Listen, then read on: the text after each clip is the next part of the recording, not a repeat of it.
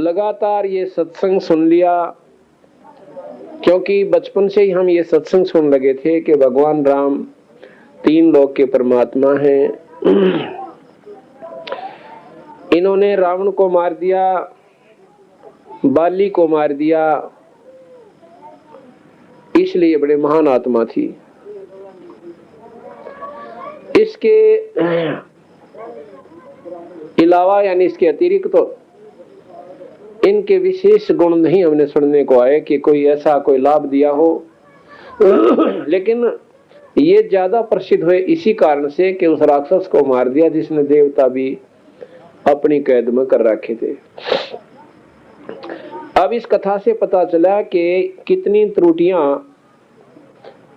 रही वहां पर। जैसे राम और लक्ष्मण को अहिरावण उठा ले गया था पाताल में, वहां पर हनुमान जी ने जाकर वो अहिरावण मारा और भगवान राम पर कोई न मरा।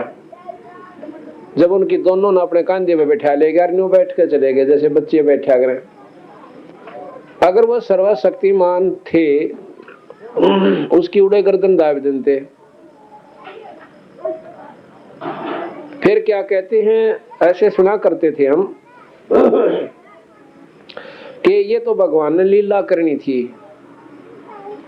या की लीला हुई भाई उन्हें उठा ले गए, वहां गए, दुख पाए और हनुमान जी ने उनको मारा। और जब राम और लक्ष्मण को वापस लाए कंधे पे बिठा के, फिर हनुमान जी को फेल कर दिया भरत के आगे। कहते हैं एक बार लक्ष्मण का तीर लग गया और मूर्छित हो गया, मरण की दशा होगी। वहां पर भगवान राम फेल हो गए कि उन्होंने अपने भाई को जीवित ना कर पाए। फिर पता किया कि वहां एक वैद्य था, वैद्य से पता करा कि इसको सरजीवन बूटी ला के दो। यहाँ इसके बारे में कथा बताते हैं कि वो क्यों नहीं जीवित कर सके। एक बार भगवान राम और लक्ष्मण कहते हैं गए हुए थे वनवास में, और एक सबरी भीलनी बहुत ही भक्तात्मा थी, वो भगवान राम की बाट जो रही थी, रास्ता देख रही थी। काफी दिनों से प्रेम में, क्योंकि उनके पूज्य गुरु मतंग ऋषि ने कहा था कि बेटी तू कितना मत ना जाना, अपना डट कर श्रद्धा से भगवान में अपनी आस्था रख, एक दिन तुझे यहीं आकर दर्शन देंगे। तो उस आस्था में वो बेचारी दिन रात मगन रहती थी, रोजाना रास्ता बुहारा करती थी, दूर दूर तक अरन्यु बाट देखा करती, ऐसे आंखें फाड़ कर कि मेरे भगवान राम आएंगे, मेरे परमात्मा आएंगे। क्योंकि ऐसा मतंग ऋषि ने क्यों बताया था, क्योंकि ये कहानी पहले लिखी हुई थी तुलसी वाल्मीकि जी द्वारा कि ऐसी ऐसी घटना भगवान राम गेल घटेंगी और वो यहाँ पर आएगा, इस समय में आएगा क्योंकि उसको वनवास होगा। इससे सिद्ध हुआ कि इन परमात्माओं के बस की बात कुछ भी कोई न थी। ये तो एक पिक्चर में जैसे पात्र काम करया करे और लिखने वाला कथा पहले लिख देता है और डायरेक्टर उसको डायरेक्ट करता रहता है कि ऐसे चलना तूने और वहां जाकर ऐसे एक्टिंग करनी है। तो वह कथा पहले ही जिसने पढ़ रखी हो और वो फिल्म देखने बैठ जा तो बता देगा कि अब क्या कहानी होगी, अब यहाँ पर ये पात्र क्या काम करेगा, ये कहाँ जाएगा, अब ये कार में बैठा है तो कहाँ जाएगा, क्योंकि उसने कहानी पहले पढ़ रखी है। ठीक इसी प्रकार ये भगवान राम एक रोल कर रहे थे, उनके बस का नहीं था कि उससे एक इंच न्यून हो जाके एक सूत इधर हो जाए या अपने एक भी अक्षर को गलत बोल या इधर उधर कर सके। ऐसा कौन है वो डायरेक्टर? गरीबदास महाराज कबीर साहब भगवान कहते हैं कि यहाँ का डायरेक्टर जो है वो ज्योत निरंजन है, उसकी डायरेक्शन चलती है, उसके निर्देश चलते हैं, वो गुप्त रूप में है। वो ना भगवान राम ने बेरा और ना लक्ष्मण ने और ना कृष्ण जी ने ना विष्णु को, वो कहानी पहले लिख दी जाती है। तो वहां पर जब भगवान राम पहुंचे तो भीलनी जो है उधर देख रही है और बेर लिया करती बेचारी कि भगवान राम आवेंगे और बेर खुआऊंगी।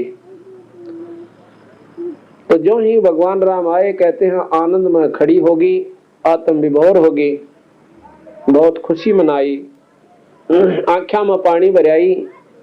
और एक तो भगवान राम के चेहरे ने देख रही है, कभी नीचे चरना का नहीं देखा, कभी ऊपर ने, जैसे बावड़ी हो जाया करे, पागल सी हो गए, आंखों में आंसू पड़े। भगवान राम ने कहा कि बिलनी, लक्ष्मण कहता है कि माई भगवान को बैठन का कहोगी या खड़ाई रखोगी? कहा महाराज बैठो बैठो, अपनी चूंदड़ी उतार के नीचे बिछा दी, पाटी टूटी जैसी थी, यहाँ बैठो। भगवान राम ने उसको चूंदड़ी उठा दी और वैसे जमीन पर बैठ गए। कहने लगी बेर खाओ महाराज, भोग लगाओ। अब क्या कर रखा था कि उसने बेरों को चाख रही थी, अपने मुंह में इतने लंबे दांत, कति उल्टे तवे के सा काला रंग उस बिलनी का, और आंखों में ढीठ निवाक पैड पैड के। उसने जो ना देखा तेरा शरीर क्या है, वह तो भगवान के चरणों में इतनी आस्था लगाए बैठी थी, आंखों में जैसे ढीठ आई हुई, और उनमें ऐसे अपने मुंह तक खावे, आधा बेर खा ले, आधा भगवान के हाथ में दे दे, यूं चेक करे खट्टा है तो भगा दे। तो परमा कहते हैं रामचंद्र जी ने वह बेर खा लिए और कुछ लक्ष्मण को दिए। लक्ष्मण ने ऐसे मुंह में डालने की बजाय न्यू कर दिए पाछे ने। कहते इतनी स्पीड तो चले वो बेर, जाकर कहते वो उस पर्वत पर जाकर द्रोणागिरी पर जाकर गिर गए, और उनकी फिर सरजीवन बूटी पैदा होगी।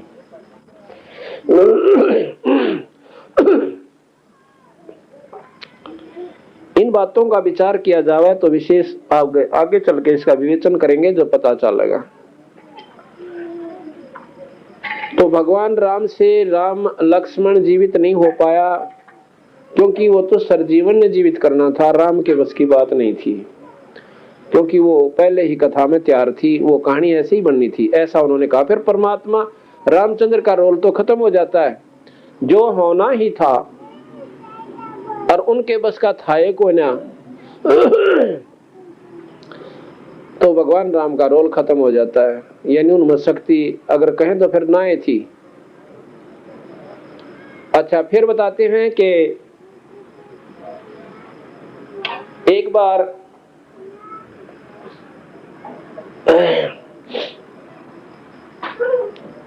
भगवान राम ने क्या किया कि वो दोनों जा रहे थे, आगे एक मूर्ति थी पत्थर की, और पत्थर की मूर्ति के उसने खड़ा हो जाड़ी। उनके चरण लागते ही वो पत्थर की मूर्ति एक सुंदर औरत बन गई और उनके चरण छूकर और स्वर्ग में चली गई। वो कौन थी? वो अहिल्या थी, गौतम की पत्नी। वो पत्थर की मूर्ति क्यों कर बनी थी? कहते इंद्र में दुष्कर्म उत्पन्न हो गया, माड़े नीत उसकी होगी, और अहिला जो है गौतम ऋषि की पत्नी थी, और गौतम ऋषि इंद्र के गुरुदेव थे। गौतम ऋषि इंद्र जो कि स्वर्ग का राजा होता है, उनके गुरुदेव थे। तो उसके मन में नीचता आ जाती है। वो रात्रि के समय गौतम के घर पर जाने की नीत बनाता है। उधर से एक शुक्ल नाम के देवता से कहता है कि तुम मुर्गा बनकर और गलत समय बोल पड़ना। अब भाई देवता ने स्वर्ग में रहना और स्वर्ग का राजा इंद्र अब उसके टूक खाकर वो भी उसकी तरह नीचता पर तत्पर हो जाते हैं। उधर चंद्रमा से कहा कि आप मेरे साथ रहना, रुखाल करना दरवाजे पे। ऐसा ही किया कि गलत समय पर मुर्गा बोला। गौतम ऋषि स्नान करने के हेतु जाया करते थे जब मुर्गा बोल जाता था। गौतम ऋषि स्नान करने जाते हैं और उधर से इंद्र ऋषि गौतम के घर में घुस जाता है। वहां जाकर देखे है गौतम कि भाई इस समय तो वो कौन है जो मैं रोजाना आया करता। उसने सोचा कि गड़बड़ से, स्नान करते ही वापस चल पड़ा, और नहीं तो कई घंटों में वापस आया करता, स्नान करता, ध्यान करता, सुबह सुबह ब्रह्म मुहूर्त में परमात्मा की प्रकृति के अंदर प्रकृति को देखकर, प्रकृति को और उसमें प्राकृतिक दृश्यों को बड़ा आनंदित हुआ करता था। काफी घंटों बैठा रहता। वापस आ गया तो उसने आके देखा कि भाई चंद्रमा एक देव सामने खड़ा है दरवाजे पे। वो जान गया कि ये कि मैं कमीन पने पा रहे से। चंद्रमा का धोती मारी जैसी भी वो साथ लेकर आया था, उसने तो नाक ठोकी और कहने लगा गौतम आ गया। उसने पता लग गया कि अंदर और भी कोई है। तो जब इंद्र ऋषि वहां से निकला, कहने लगा नीच तेरी बहुत दुर्गति होगी। उसको श्राप दे दिया कि सेंसर भग होंगे तेरे। उधर से अपनी पत्नी को श्राप दे दिया कि तू पत्थर की हो जा। तो वो कहने लगी महाराज जी मेरा तो कोई कसूर ना था। तो वो कहने लगा तो मेरे मुंह से जो वचन निकल गया सो निकल गया। फिर वहां से प्रार्थना की कि मेरा कब ये पाप नष्ट होगा, मेरा पाप कब खत्म होगा, जो गलती मेरे से होगी। श्राप आपने दे दिया, ये श्राप मेरा कब खत्म होगा, एक कृपा और कर दो मालिक। उसने कहा कि त्रेता युग में रामचंद्र जी जाएंगे, भगवान विष्णु राम अवतार धार कर जाएंगे और तेरे ऊपर खड़ा हूं जानेंगे, और तब तेरा उद्धार होगा। तो वापस फिर देवांगना बनकर और मेरे यहाँ पर आ जाएगी, मेरी पत्नी रूप में होगी। फिर उसने कहा कि हे प्रवर्तिक, हे मालिक, हे स्वामी, ये त्रेता युग तो बहुत दिन में होगा, अब सतयुग है, और सतयुग के बाद फिर द्वापर आएगा, और द्वापर के बाद त्रेता आएगा। ये तो घना लंबा काम हो गया। फिर चरणा में पड़कर रोने लगी, उठिए कोना। तो कहने लगा चल, गौतम ऋषि ने कहा कि त्रेता द्वापर से पहले आया करेगा। ये मेरा वचन हो गया कि सतयुग के तुरंत बाद त्रेता आ जाएगा। महाराज भी कहते हैं कि द्वापर त्रेता लाव लख कुन चाल रे, के संतों की जो महिमा है द्वापर की जगह त्रेता ला दिया।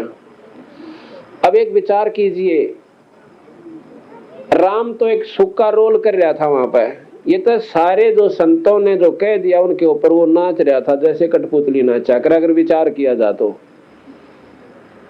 क्योंकि उस संतों के प्रताप तय अगर दूसरा हिसाब ला तो वहां आकर उनके कई अनुसार वो आए, उन पर खड़ाऊ झाड़ दी, और वह गौतम ऋषि की पत्नी अहिला जो है वह देवांगना बनकर यानी सुंदर अप्सरा बनकर वापस चली जाती है। अब हम आते हैं वहां पर, जैसे लक्ष्मण को तीर लग गया, और तीर लगने के बाद वो मूर्छित हो जाते हैं। तो एक वैद्य ने आके बताया कि ऐसे ऐसे द्रोणागिरी पर और सरजीवन बूटी है, उस बूटी को तोड़ लाओ और दिन निकलने तो पहला पहला, नहीं तो ये खत्म हो जाएगा जीवा को ना। अब इस काम न तो हनुमान जी कर सके क्योंकि महाबलशाली और ताकतवर। हनुमान जी को बुलाया कि भाई नूर नू जल्दी जा और दिन निकलने तो पहले आज एक जैसा आपका हुक्म भगवान, मैं तो आपका सेवक हूं। रामचंद्र जी से प्रार्थना करता है। उधर से रावण को पता चला कि वैद्य ने उठा ले गए हैं और ऐसे ऐसे वो बताएगा। तो राक्षसों ने वहां जाकर नकली, क्योंकि वो जड़ी कहते हैं रात्रि में चसती थी जैसे दीपक चस्या करे, चानना करती थी, ऐसे ऐसे और घड़ियां जड़ी नकली उसमें दीपक ला दिए यानी उनको चसा दिया, ऐसे बना दिया बताते हैं। अपनी सिद्धि तक नकली जड़ी वहां पर पैदा कर दी। ये सिद्धियां बहुत खतरनाक हैं, अरिनी को देखकर हम मस्त हो जाते हैं, आकर्षित हो जाते हैं। हनुमान जी ने जाके देखा कि भैया जड़ी बूटी तो कई डाल की होगी, पत्ते इनके कुछ और से, इनके कुछ और हैं, अगर मैं इन मत को ले भी गा दो चार हो सकता है ये ना हो, कई तरह की। उन्हें सोचा क्यों ना इस पहाड़ ने ठाले चालू। कहते हैं द्रोणागिरी को देकर नीचे न हाथ हनुमान जी ने उकाश लिया और एक हाथ पर धर कर चाल पड़े। अब ऊपर से आ रहे थे उड़े हुए। भरत ने सोचा ये कौन राजा रहा भाई, रात ऐसे समय में और ऐसा ना हो कि मेरे भाई के साथ युद्ध हो रहा है और ये उनकी तरफ राक्षस जाकर ऐसे ऐसे चरित्र करते हुए कहीं राक्षस ना हो। हनुमान जी के तीर मार दिया, तीर मारा पर लग गया नहीं उसका और नीचे पड़ गया। उसने सोची हनुमान जी ने कि रामचंद्र जी हनुमान की बड़ी भरत की बड़ी जो है ना महिमा गाया करें। लक्ष्मण भी न्यू कहता मेरा भाई होता ना भरत न्यू कर दे, वो तो बहुत ताकतवर है, ऐसा कर दे वैसा कर दे। उन्हें सोची ले भरत की परीक्षा ले चलता हूँ। हनुमान जी नीचे गिर गया और गिर कर राम राम मर गया रे राम राम। उसने सोचा ये तो कोई राम भगत से, राम भगत है तो जरूर रामचंद्र जी का सेवक से, उन्होंने गलत कर दिया। उनके पास आते हैं और कहते कौन है भाई तू? अरे मर गया मैं तो, तूने गलत बड़ा मार दिया, मैं तो ऐसे जा रहा था, भगवान रामचंद्र के ऊपर आपत्ति आई है और लक्ष्मण मूर्छित हो गया है और दिन निकलने तो पहला पहला जाना था मैंने भले पुरुष और तूने मेरा बाण मार दिया, क्यों कर जाऊंगा मैं? ने बोला चिंता ना कर हनुमान। हनुमान बोला मेरा नाम हनुमान जी है। अच्छा हनुमान न्यू करे, ले बैठ मेरे तीर पे और ठात्री द्रोणागिरी ने न्यू का न्यू कहें तीर पे बिठा लिया। अगले उड़े जा छोड़ूंगा लंका में, क्यों चिंता करे से? अरे एक तो जाओ देर तर यू पहले जागा। कहते न्यू का ने वहां एकदम हनुमान जी छलांग मार गया और उड़ जाता। कहता मैं तो तेरी परीक्षा लूं था भाई, तो सत्य कहे थे भगवान कि आप में बहुत प्रबल शक्ति है। उड़ गया, पहुंच गया, वह दवाई ले ली और हनुमान जी क्या नाम है लक्ष्मण जीवित हो गया। अब कबीर साहब कहते हैं कि गोवर्धन कृष्ण ने दारो, गोवर्धन एक पर्वत है जिसको भगवान कृष्ण ने उठाया था अपनी इस छोटी आंगली तक, और क्योंकि इंद्र ने प्रकोप कर दिया था, इंद्र की पूजा हुआ करती थी ब्रज के अंदर। अब ये सारी कहानी गेल मिलानी पड़ेगी जब जाकर गया सेट होगी कथा। कहते इंद्र की पूजा होती थी सारे ब्रज क्षेत्र में और भगवान कृष्ण कहा करते कि ये पाखंड पूजा ना करो, ये देवी देवता थारा कोई काम ना आवे। गीता जी में लिखा है भगवान राम ने कृष्ण ने कि जो भूत पूजते हैं वो भूत बन जाएंगे, देव पूजेंगे वो देवता द्वारा चले जाएंगे, लक 84 ना मिटे। और भाई जो हमारी पूजा करता है कहता वो हमें मिल जाएगा।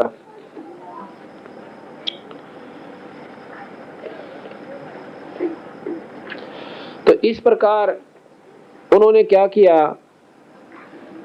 अब भाई वो काली मान गया इंद्र जी।